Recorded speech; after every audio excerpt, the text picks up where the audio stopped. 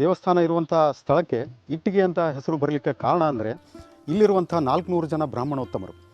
ಸುಮಾರು 11ನೇ ಶತಮಾನದಲ್ಲಿ ಇದೊಂದು ದೊಡ್ಡ ಅಗ್ರಹಾರ. ಇಲ್ಲಿ ಸುಮಾರು 400 ಜನ ಬ್ರಾಹ್ಮಣೋತ್ತಮರು ಇಲ್ಲಿ ವಾಸವಾಗಿದ್ದರು ಮತ್ತು ಪ್ರತಿನಿತ್ಯ ಹೋಮ ಹವನ ಮಾಡ್ತಿದ್ರಿಂದ ಇದಕ್ಕೆ ಇಟ್ಟಿಗೆ ನಂತರ ಇಟಿಗೆ ಅಂತ ಆಗಿರೋದು. ಇದಕ್ಕೆ ಇಟ್ಟಿಗೆ ಮತ್ತು ಇಷ್ಟಿಕೆ ಅಂದರೆ ಹೋಮಕುಂಡ ಅಂತ ಅರ್ಥ. ಪ್ರತಿನಿತ್ಯ ಹೋಮ ಹವನಗಳು ನಡೀತಾ ಇದ್ದರಿಂದ ಇದನ್ನು ಇಷ್ಟಿಕೆ ನಂತರ ಇಟ್ಟಿಗೆ ಈಗ ಇಟಿಗೆ ಅಂತ ಆಗಿರೋದು. ಸೊ ಅವರೆಲ್ಲರೂ ಹೇಗಿದ್ದರಂದರೆ ಎಷ್ಟೊಂದು ಪ್ರಕಾಂಡ ಪಂಡಿತರಾಗಿದ್ದರಂತೆ. ಇಲ್ಲಿರುವಂಥ 400 ಜನ ಬ್ರಾಹ್ಮಣರು ಪ್ರಪಂಚದಲ್ಲಿರುವಂಥ ಎಲ್ಲರೂ ಅವರಿಗೆ ತಲೆ ಬಾಗ್ತಿದ್ರಂತೆ. ಅಂದರೆ 64 ವಿದ್ಯೆಗಳ ಜೊತೆಗೆ 4 ವೇದಗಳನ್ನು ಸಹ ಬಲ್ಲವರಾಗಿದ್ದರು ಮತ್ತು ಅದರ ಜೊತೆಗೆ ರಮಳಶಾಸ್ತ್ರ ಅನ್ನುವಂಥ ವಿಶೇಷ ವಿದ್ಯೆಯನ್ನು ಸಹ ಅವರು ಬಲ್ಲವರಾಗಿದ್ದರು ಅಂಥೇಳಿ ಶಾಸನದ ಮೂಲಕ ತಿಳಿದು ಬರ್ತದೆ.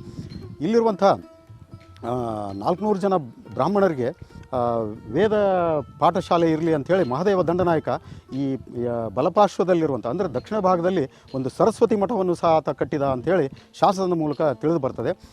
ಆ ಸರಸ್ವತಿ ಮಠದಲ್ಲಿ ಇವತ್ತು ಯಾವುದೇ ಥರದ ಮೂರ್ತಿಗಳಿಲ್ಲ, ಪೂಜೆ ಮಾಡಲಿಕ್ಕೆ ಇರುವಂಥ ಒಂದು ಕುರುವು ಸಹ ಇಲ್ಲ ಅಲ್ಲಿ.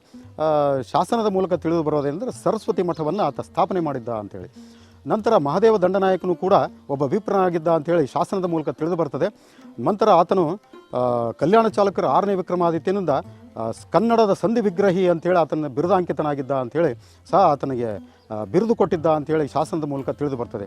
ಮಹಾದೇವ ದಂಡನಾಯಕ ತನ್ನ ಕೊನೆಯ ಅವಸಾನದ ಕಾಲದಲ್ಲಿ ಈ ಯಲಂಬರ್ಗಿಯ ಒಬ್ಬ ರಾಜನಿಗೆ ಈ ದೇವಸ್ಥಾನದ ಎಲ್ಲ ಆಸ್ತಿಗಳನ್ನು ಬಿಟ್ಟುಕೊಟ್ಟು ಹೋಗ್ತಾನೆ. ಅಂದರೆ ದತ್ತಿ ಮೂಲಕ ಆತನಿಗೆ ಬಿಟ್ಟುಕೊಟ್ಟು ಹೋಗ್ತಾನೆ. ಆ ಟೈಮ್ನಲ್ಲಿ ಇದರ ಜಮೀನು ಎಷ್ಟಿತ್ತು ಅಂದರೆ, ಇದರ ಆಸ್ತಿ ಎಷ್ಟಿತ್ತು ಅಂದರೆ, ದೇವಸ್ಥಾನದ ಆಸ್ತಿ ಸುಮಾರು 500 ಖಂಡಗ ಬೀಜ ಬಿತ್ತುವಷ್ಟು ಜಮೀನು. ಅಂದರೆ ಒಂದು ಖಂಡಗ ಅಂದರೆ 40 ಚೀಲ ಬೀಜ, ಅಂದರೆ 2 ಲಕ್ಷ ಚೀಲ ಬೀಜ ಬಿತ್ತುವಷ್ಟು ಜಮೀನು ಈ ದೇವಸ್ಥಾನದಿತ್ತು ಅಂಥೇಳಿ ಶಾಸನದ ಮೂಲಕ ತಿಳಿದು ಬರ್ತದೆ. ಇವತ್ತಿನ ಸಂದರ್ಭದಲ್ಲಿ ನಾವು ನೋಡೋದಾದರೆ ನಮ್ಮ ಕಣ್ಣಿಗೆ ಕಾಣುವಷ್ಟು ಏನು ಈಗ ಉಳಿದಿದೆ ಅದಷ್ಟೇ ಜಮೀನು ಈ ದೇವಸ್ಥಾನದ ಉಳಿದಿರೋದು. ತುಂಬ ನಾಶ ಆಗಿರುವಂಥದ್ದು. ಈಗ ತಾವೇನು ನೋಡ್ತಾ ಇದ್ದೀರಿ ಈ ದೇವಸ್ಥಾನದ ಸೌಂದರ್ಯವನ್ನು ಶಾಸನ ಹೇಳುವ ಪ್ರಕಾರ 75 ಭಾಗ ನಾಶ ಆಗಿರೋದು ಮತ್ತು 25 ಭಾಗ ಈ ಭಾಗದಲ್ಲಿ ಉಳಿದಿರುವಂಥದ್ದು.